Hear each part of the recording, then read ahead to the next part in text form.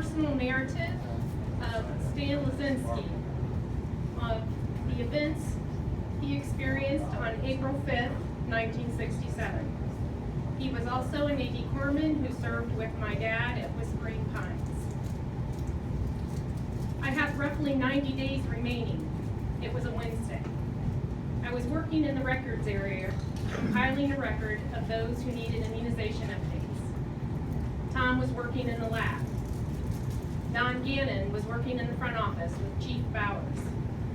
After lunch and PM sick call, Tom, along with Greg Albertini, came to give me a hand. Tom and I were doing things with records as we chatted about life and the world in general. Tom was going to take over flying a run for Don Gannon, who had lost his glasses and was unable to find his backup pair. It was not his mission. Tom had some reservations about the pending flight, however. But he did state the commitment I made. I made that commitment, and I keep my commitments. Tom was a very loyal, religious, and entrusted individual. Tom was a very devoted Catholic. He had 3/4 of us going to church, Catholic or not. When Tom went, we went. It was his love of family, his strong religious beliefs, along with his personality, which was one, and more than likely today, we would speak it to be part of his DNA. I recall telling him to have a good and safe night. I will say a prayer for you. Tom left to gather his equipment and his flight uniform. That was the last time I saw him. I finished my work, went to get cleaned up and ready for dinner. After eating, I stopped at the EM Club, had a few beers, and returned to the barracks. I walked in and immediately knew something was wrong. The barracks were empty. Not a soul was to be found. As I started over to the dispensary, I met Tex, an x-ray tech. He told me medevac had been shot down, and it did not look good for the crew. As the night went on, we found out it was a booby-trapped, 500-pound, unexplored bomb in the hopes of getting a tank. Instead, they got the helicopter. Its crew of Marines and one of the greatest men I ever knew. Great, HM1 Thomas A Parker. Needless to say, the remainder of the night and next day were a bitch to get through, regardless of being busy covering the lab, the pharmacy, and the x-ray. The loss was one of the toughest ever.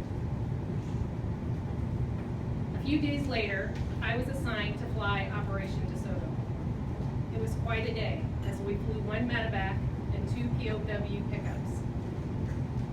When we picked up the POWs, we flew over the area where Tom was killed. It was surreal, seeing that black hole with parts of the helicopter frame and rotor blades. We all miss Tom, his great personality, and his outlook on life. I continued going to church and praying for Tom. Godspeed, HM1 Thomas A Parker. I am Rachel Parker, Zahm, and I am the youngest of Thomas's 5 children. And as I was only 14 months old when Dad was killed in Vietnam, I have no memories of him that are my own. Who was Thomas Aquinas Parker? I've asked that question myself more times than I could count over the past 50 years. And as those years have gone by, it has been, some have said, my obsession. But I say a passionate need to know who my father was. What did he believe in? What did he live for? And what did he die for? In all the research I have done, through all the questions I have asked, all the people who have shared their stories with me, it is pretty clear I am the daughter of an inspiring individual who gave his life his all. I'm sure he was not always a saint like his namesake, but if the stories are as true as the friends who told them to me, he was pretty darn close. By all accounts, first and foremost, Thomas was a man of great faith and a devout Catholic. He went to Mass as often as he could, even while in country. and at the end of the day, could be found reclining on his bunk when not writing love letters home to his family, studying his Bible and scripture.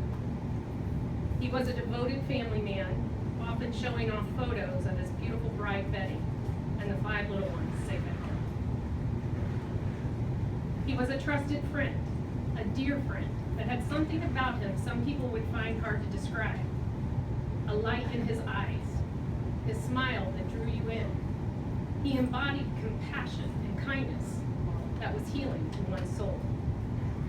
I think a pretty big requirement for a foreman. One friend said this: when Tom walked into a room, you felt his loving nature and always felt better for having been in his presence. Thomas was a true foreman. When my eldest son Joshua entered the Navy and graduated from his foreman classes at Great Lakes Naval Base, I knew he was going to be sent to war. An officer who spoke at the ceremony said this: if you want to know what the definition of the word foreman is, it's sacrifice. It was one of the hardest but proudest moments in my life because I knew just how much a foreman would sacrifice. The corpsman's oath is this: I solemnly pledge myself before God and these witnesses to practice faithfully all my duties as a member of the hospital corps. I hold the care of the sick and injured to be a sacred trust and will assist the medical officer with loyalty and honesty. I will not knowingly permit harm to come to any patient. I will not partake of nor administer any unauthorized medication. I will hold all personal matters pertaining to the private lives of patients in strict confidence. I dedicate my heart, mind, and strength to the work before me. I shall do all within my power to show in myself an example of all that is honorable and good throughout my naval career. From all accounts given to me by those whom he served with, HM1 Thomas A Parker exemplified that oath. About 6 months ago, I was in New Jersey visiting Don Campbell. Don was also a Navy corpsman stationed in Vietnam with my father. He proposed a dream he had, to erect a statue of Dad in his hometown of Huntington. It would be the centerpiece of a Vietnam Veterans Memorial. TAPS is what it's called, the Thomas A Parker statue. Who was Thomas A Parker? HM1 Thomas Parker was a Navy corpsman assigned to Marine Air Group 36, 1st Medical Battalion, 1st Marine Division. Tom was assigned to UH-1E Huey Medical Evacuation Helicopter supporting Operation DeSoto. He was killed in action on April 5th, 1967. Out of the 17 men killed in action from Huntington County, Thomas was the only one whose body was not recovered. Today is the 50th anniversary of Tom's death, and as the years march on, it is less and less likely any remains will ever be recovered. Don felt this would be a beautiful way to honor Tom's sacrifice and the sacrifice of all those who served.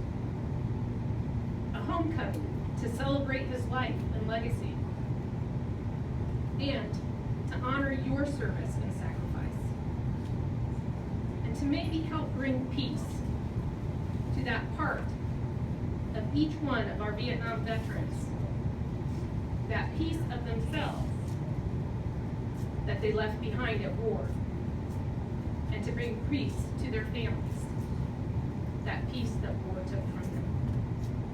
I'd like to thank you on behalf of my family for honoring my dad tonight. It's a great honor to be here in the presence of so many who gave so much of themselves. Thank you.